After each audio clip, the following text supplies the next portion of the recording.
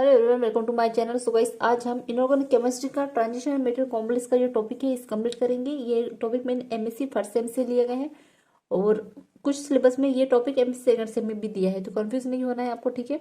और कोई भी सेमेस्टर में आपको ये टॉपिक पूछ सकता है।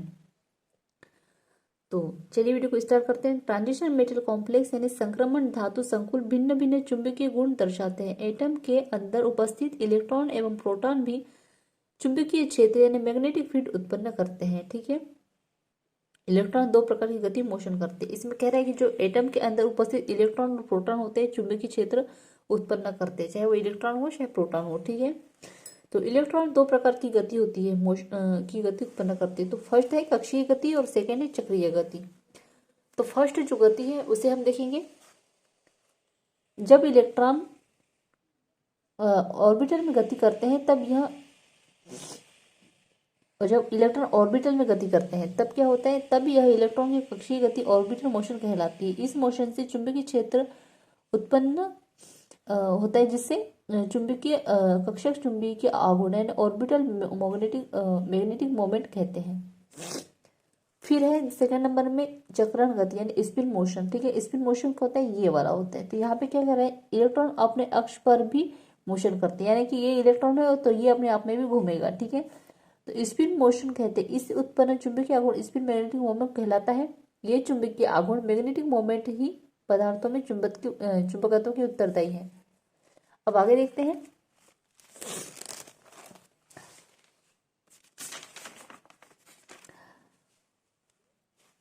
पदार्थों को चुंबकीय क्षेत्र में रखने पर उनके द्वारा प्रदर्शित भिन्न भिन्न व्यवहार चुंबकीय व्यवहार मैग्नेटिक बिहेवियर कहलाते हैं। देखिएगा यहाँ पे कितने प्रकार के चुंबकीय होते हैं वो देखेंगे।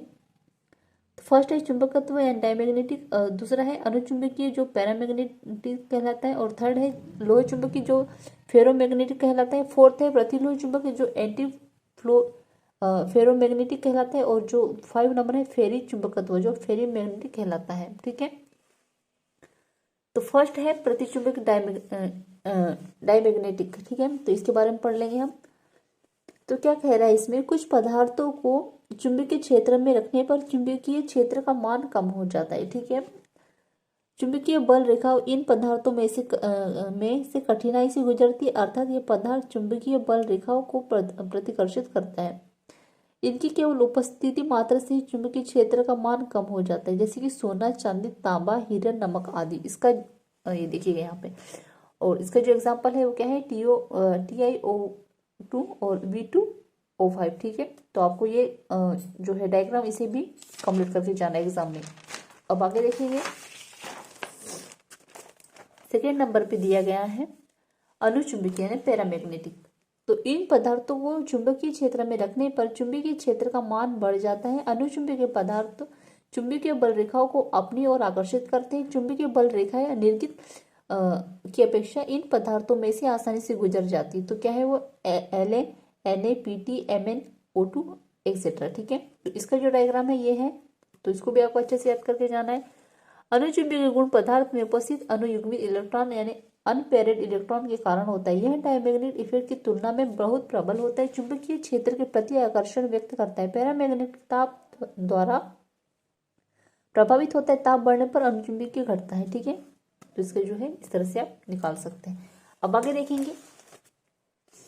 थर्ड नंबर पे है लोह चुंबकत्व, ठीक है, यानी फेरोमैग्नेटिक। कुछ पदार्थों को जब चुंबकीय क्षेत्र में रखा जाता है तो यह पदार्थ प्रबल रूप से चुंबकीय तो हो जाते हैं, जैसे कि लोहा, निकेल, मैग्नेट इत्यादि।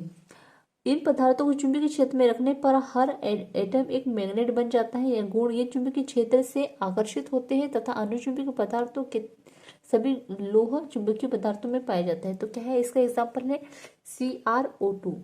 अब 4 नंबर में देखेंगे हम प्रतिलोह चुंबकीय यानी एंटी फेरोमैग्नेटिक। प्रतिलोह चुंबकीय ठोसों में मैग्नेट एक दूसरे से विपरीत दिशा में स्थित रहते हैं, अर्थात इन ठोसों में डोमेन का चुंबकीय आघूर्ण 0 रहता है। इनमें कुछ अनुचुंबकीय गुण नहीं होता। एग्जाम्पल है FeO, NiO एक्सेट्रा। इसका जो एग्जाम्पल है वो है V2O3, Cr2O3, MnO3, MnO2, Fe2O3, ठीक है। अब आगे देखेंगे। 5 नंबर में है फेरो चुंबकत्व, फेरोमैग्नेटिक। लोह चुंबकीय और प्रति लोह चुंबकीय पदार्थों के मध्य गुण रखने वाले पदार्थ फेरी चुंबकीय पदार्थ कहलाते हैं। इसका एग्जाम्पल है Fe3O4। इनका फेरी चुंबकत्व ताप पर निर्भर करता है। यह ताप जिस पर फेरी चुंबकीय पदार्थ अनुचुंबकीय गुण प्रदर्शित करते हैं उस ताप को क्यूरी ताप कहते हैं। अब ये ऑक्टाहेड्रल कॉम्प्लेक्स के कुछ कॉम्प्लेक्स की दिए गए हैं, पैरामैग्नेटिक, डायमैग्नेटिक, ठीक है। तो आपको इसके स्क्रीनशॉट लेना है और इसे याद कर लेना है, ये आपको ऑब्जेक्टिव में पूछे जा सकते हैं। सो आई होप आपको ये नोट्स जरूर पसंद आए हो। काफ़ी इजी से नोट थे गाइस, काफ़ी मैं इजी नोट्स बनाती हूँ आपके लिए, ठीक है, ताकि आपको ज़्यादा मेहनत करने की ज़रूरत ना पड़े और सारी चीज़ें इजीली याद हो जाए। सो प्लीज़ चैनल को लाइक सब्सक्राइब कर दीजिएगा, बेल आइकन प्रेस कर दीजिएगा और कमेंट में ज़रूर बताइएगा आपको ये नोट्स कैसे लगे। और अगर आपको एमएससी फर्स्ट सेम के नोट्स परचेस करने हैं तो आप मुझे व्हाट्सएप पे मैसेज कर सकते हैं। डिस्क्रिप्शन में व्हाट्सएप नंबर शेयर कर दिया करती हूँ, ठीक है। Thank you.